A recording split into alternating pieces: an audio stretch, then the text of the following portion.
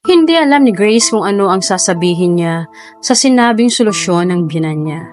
Sinama sila ni Lara sa bahay ng mga ito sa Makati pagkatapos ng party. Malaki ang bahay ng kanyang biyenan, hindi tulad sa bahay na pinagawa nila ni Lea. Siya kasi ang nasunod na ayaw niya ng malaking bahay kaya bungalow type lang ang pinagawa niya. Ayokong lokohin ang pamangkin ko, ma.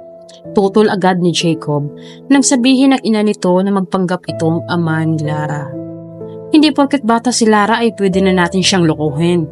Dagdag pa nitong nakatingin sa kanya na tila ba siya ang may kasalanan. Hindi natin lulukohin ang bata, Jacob. I just want her to feel like she has a father. I want her to be happy at tanging ikaw lang ang paraan. Sagot ng ina nito sa mahinahong tinig. At the expense of others? Sagot ni Jacob sa ina. Napansin niya ang galit sa mukha ng lalaki. Tama si Jacob, ma. Huwag na po nating dagdagan ang mga kasinungalingan ko. Sagot niya sa usapan ng mga ina at baka mag-away pa ang mga ito nang dahil sa kanya. Hindi. Hahayaan niyo bang maging malungkot ang bata? At isa pa, Jacob, alam na ni Lara na ikaw ang ama niya. Please, iho, gawin mo ito para sa kapatid mo. Huwag mong ipagdamot kay Lara ang pagmamahal ng isang ama. Ikiusap ng ina nito kaya hindi nakaimik pa si Jacob. Kahit pa masama ang loob nito sa gusto ng ina. Hindi niya magawang tumingin kay Jacob dahil sa matatalim na titig na ibinigay nito sa kanya na para bang siya ang nakiusap na magpanggap itong ama ng kanyang anak. Noon ay palaging sinasabi ni Leo na napakabait daw na kapatid ni Jacob, na talaga namang hindi niya pinaniniwalaan. Kahit saang anggulo kasi niya tingnan si Jacob ay hindi niya ito makitaan ng kabaitan. Tulad ni Leo, matangkad din ito, may kaputian, at higit sa lahat ay gwapo. Isa itong engineer at kasalukuyang may tinatayong kondominium. Isa pa sa ayaw niya sa lalaki ay ang pagiging babaero nito. Masyado itong babaero at kahit sino ay gustong patulan. Kwento pa nga ng asawa niya noon na araw-araw itong may babae pero wala namang siniseryoso. Hanggang ngayon nga ay wala pa itong planong mag-asawa. Kung labag sa loob mo ang pakiusap ng mama mo ay okay lang sa akin. Ako na ang bahala kay Lara. Wika niya kay Jacob nang iwan sila ng ina nito. Isang masamang tingin ang ibinigay sa kanya ng lalaki. Anong gagawin mong solusyon?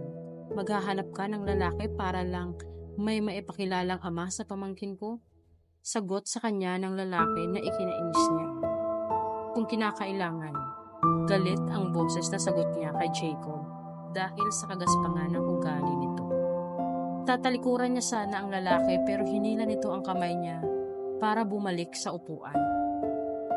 Magpapakaama ako kay Lara pero hindi para maging asawa mo, Grace. Matatalim ang mata na sagot sa kanya ni Jacob. At sino naman ang nagsabi na gusto kitang maging asawa? Hindi ko sinabing maging asawa ka sa akin, Jacob, dahil hindi ikaw ang lalaking pinangarap ko. Sagot niya bago niya ito padabog na tinalikuran. Mabuti na ang malinaw at baka umasa ka. Wika pa sa kanya ng lalaki.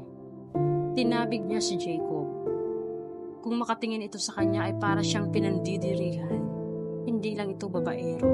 Masyado rin itong mayabang na akala mo ay nagkakandara pa ang lahat ng babae. Nakikita nito. Hingal na hingal siya nang makapasok siya sa silid na pinagamit sa kanya ng biyenan. Tiyak niyang hindi magiging madali ang buhay niya kapag si Jacob ang palagi niyang nakakasama. Kung pwede lang nasabihin niya sa anak na hindi ito ang ama nito ay gagawin niya. Huwag niya lang makasama si Jacob. Pero ayaw niyang masaktan ang anak. Tatanggapin niya ang lahat alang-alang dito. Handa siyang magtiis sa ugali ni Jacob kahit na ang totoo ay kinakabahan siya. Kahit ang huminga ay hindi magawa ni Grace dahil pakiramdam niya ang sikip-sikip ng kanyang dibdib. Si Jacob kasi ang nagmamaneho ng kanyang sasakyan pauwi sa bahay nila. Samantalang nasa likuran naman si Lara kasama ang yaya nito at kapwa tulog. Walang namagitang kahit anong pag-uusap sa kanilang dalawa. Pero alam niyang masamang-masama ang loob nito. Bakit may mga dala kang bag? Hindi makatiis na tanong niya dahil nakita niyang may malaking bag ito na nilagay sa compartment. Sinusunod ko lang ang gusto ni Mama na sa bahay niyo tumira. Kung ayaw mo, pwede kong kausapin si Mama at ako nang magpapaliwanag kay Lara. Sagot niya pa sa lalaki. Pwede bang tumigil ka na lang? Nandito na ito. So please, tigilan mo na ako. Madiin ang boses na sagot nito, kaya tumahimik na lang siya. Ayaw niyang mag-away sila lalo na at kasama nila si Lara. Hindi naman siya humingi ng pabor. Pero siya ang pinaparusahan ni Jacob. Nakarating sila ng bahay ng walang imikan. Komportable ba si Lara sa bahay niyo? Nakataas ang kilay na tanong ni Jacob sa kanya pagkatapos nitong pagmasdan ang bahay niya. Maging ang noo nito ay nakapuno. Naunang pumasok si Lara sa loob kaya naiwan sila sa maliit na bakuran ng kanyang bahay. Hindi namin kailangan ng malaking bahay para lang maging komportable. Ang mahalaga ay masaya kami kahit maliit lang ang bahay namin. Pambabara niya sa lalaki. I think hindi mo gusto ito at mukhang wala ka lang choice. Pasaring ni Jacob sa kanya. Kung kaya tiningnan niya ito ng masama. Ako ang nagplano sa bahay namin. Hindi ang kapatid mo. Kung sakali man naman siya ng bahay na pinagawa namin ay wala ka ng pakialam. Hindi mo pera ang ginamit namin. Inis niyang sagot. Pakiramdam niya, susunod na siya sa asawa dahil sa inis sa lalaki. Pero pera ng kapatid ko, hindi ba? Tanong pa sa kanya ni Jacob. Ano ba talagang gusto mong palabasin? Na pera lang ang habol ko sa kapatid mo? Galit niyang tanong dito. Hindi sa akin ang galing yan, sagot ni Jacob sa kanya bago siya iniwan. Tumuloy ito sa bahay niya samantalang naiwan siyang galit na galit dito. Unang araw niya palang itong nakakasama sa bahay, pakiramdam niya ay aatakihin siya sa puso dahil sa galit. Nadatnan niya si Jacob na karga ang anak niya sa sala. Kung pagmamasdan mo ang dalawa, ay iisipin mong totoong mag-ama ang mga ito. Dahil may ilang pagkakahuwig si Lara sa lalaki. Pinamulahan siya ng mukha nang biglang magtaas ng ulo si Jacob at nakita siya nitong nakatitig. Bigla niyang iniwas ang kanyang mga mata. Inabala niya na lamang ang sarili sa pagluluto ng kakainin nila sa hapunan. Wala siyang ganang makisali sa mga ito, lalo pa at maliit ang pasensya niya sa kagaspangan ng ugali ng lalaki. Gutom na raw si Lara, untag sa kanya ni Jacob. Sabay kuha ng mansanas na hiniwa niya na nasa counter. Hindi niya namalayan ang paglapit nito sa kanya. Sige, maghahanda lang ako ng pagkain. Sagot niyang hindi tumitingin sa lalaki. Hindi ka ba sanay na may ibang lalaki sa bahay mo? Kanina pa kasi kita napapansin na hindi mapakali. Tanong ni Jacob sa kanya. Correction. Bahay ko ito kaya bakit hindi ako mapakali? Umiiwas ako. Umiiwas ako sa'yo. Yun ang tamang term na gamitin. Dahil ayokong magsagutan tayo sa harapan ni Lara. Mahina ang boses na sagot niya kay Jacob. Okay, kung ganon, padala naman ang mga gamit ko sa kwarto mo. Utos nito sa kanya kaya nanlaki ang mga mata niya. At ginawa pa siya nitong utusan. Sa kwarto ko, ikaw matutulog. Nanlalaki ang mata niyang sagot. Saan pa ba? Alangan naman sa kwarto ni Lara. Alam mo naman na kasama ni Lara si Yaya Luz sa kwarto niya, hindi ba? Maliit lang ang kama ko at isa pa hindi tayo kasya. Malakas ang boses na sagot niya sa lalaki. Hindi pwedeng magkasama sila sa iisang kama. Kahit na, baka nakakalimutan mong para ito kay Lara, kung kaya ako nandito. Isa pa, ang alam niya ako ang kanyang ama at asawa mo. Sagot pa sa kanya ni Jacob na tila ba pinapaalala ang kanilang pagpapanggap at ang pabor na dapat niyang ipagpasalamat. Naiwan si Grace na tigalgal sa kusina.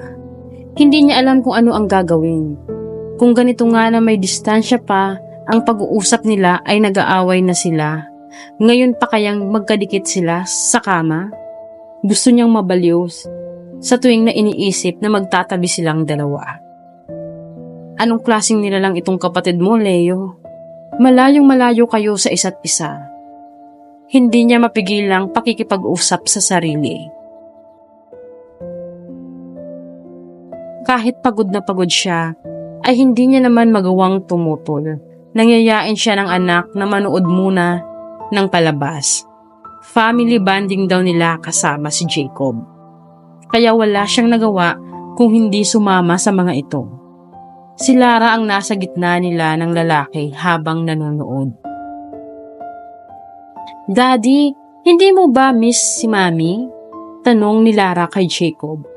Kasi ako alam kong miss ka ni Mami dahil palagi ko siyang nakikitang umiiyak. Ani pa ni Lara na ikinagulat niya.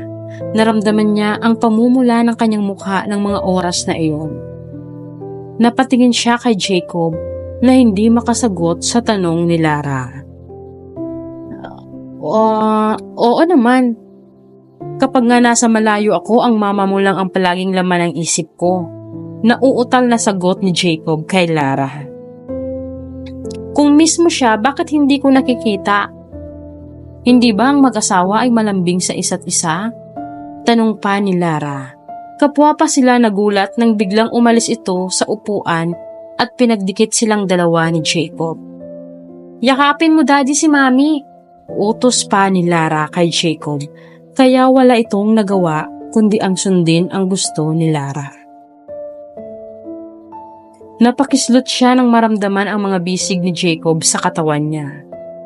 Muli niya ring naramdaman ang pagbilis ng tibok ng puso niya, kaya kinabahan siya. Hanggang sa matapos ang palabas ay nakaakbay sa kanya si Jacob. Dinaig pa nila ang tunay na mag-asawa ng mga oras na iyon. Sinamahan niya muna ang anak sa silid nito bago siya lumipat sa sariling silid niya. Nadatnan niyang nakahiga na si Jacob habang nagbabasa. Muling bumangon ang kaba sa dibdib niya.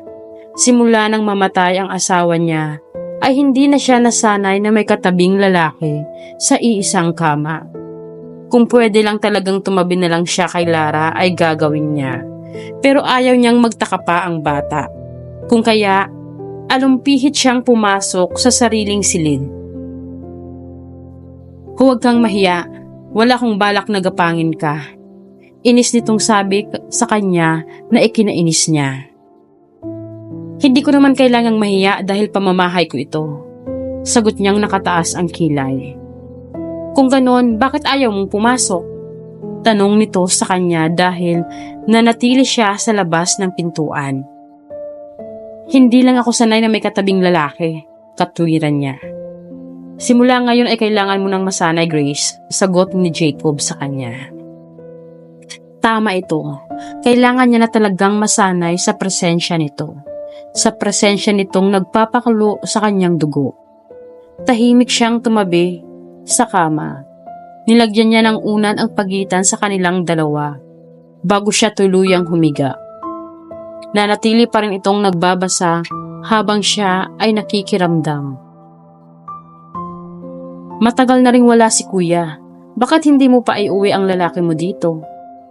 Pauyam nitong wika sa kanya kaya napaupo siya sa kama at napatingin sa lalaki. Hindi mo ba talaga ako titigilan? Galit niyang wika kay Jacob. Matutulog na sana siya pero bumangon na naman ang galit sa kanya.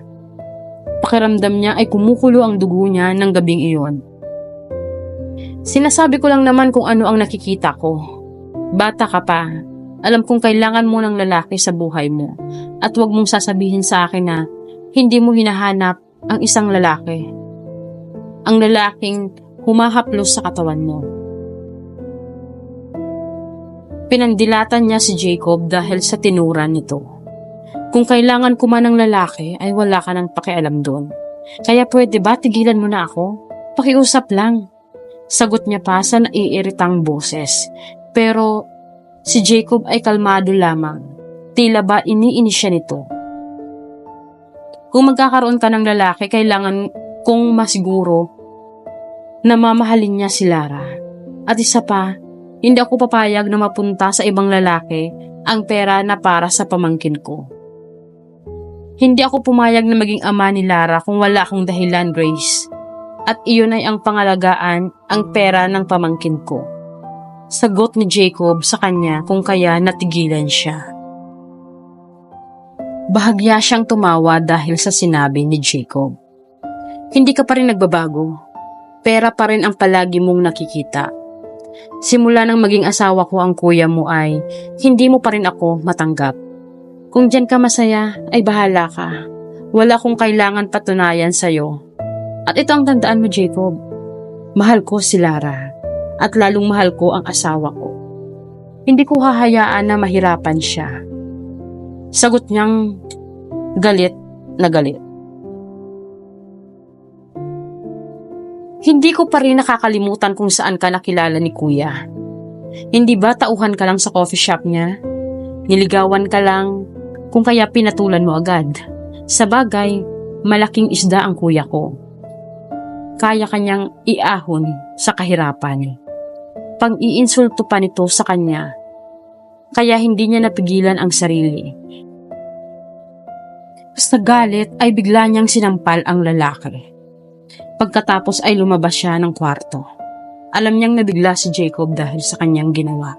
Pero wala siyang pakialam. Napabuntong hininga si Grace nang makalabas ng silid.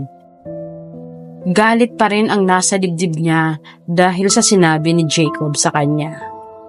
Mahal niya si Leo. Yun ang totoo at hindi dahil sa pera nito. Nang inalok nga siya nitong magpakasal, ay siya pa ang pumilit na pumirma ng prenup agreement. Pero hindi ito pumayag. Sapat na sa asawa niyang mahal niya ito. Masaya ang naging pagsasama nila ni Leo. Si Leo ang happy ending niya. Pero ang happy ending na iyon ay agad na nawala dahil kinuha na agad ang asawa niya sa kanya.